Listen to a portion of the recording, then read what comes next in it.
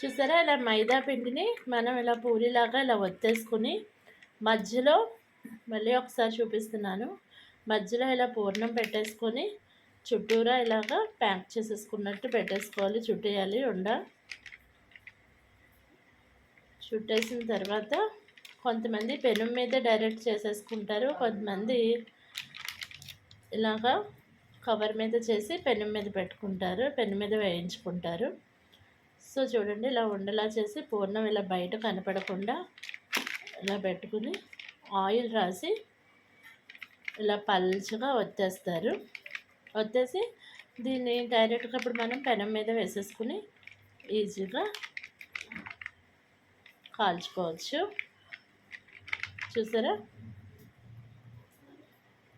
ఎక్కువ పూర్ణం ఎక్కువ పెట్టుకుంటేనే టేస్ట్ ఉంటుంది.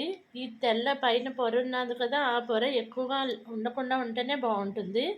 ఎందుకంటే అది ఎక్కువ అయ్యే కొద్దిగా గట్టిపడి అంత టేస్ట్ రాదు.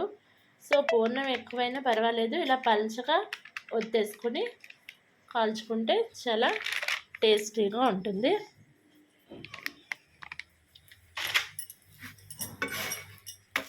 చూసారా, ఇలాగా కాల్చుతున్నాను.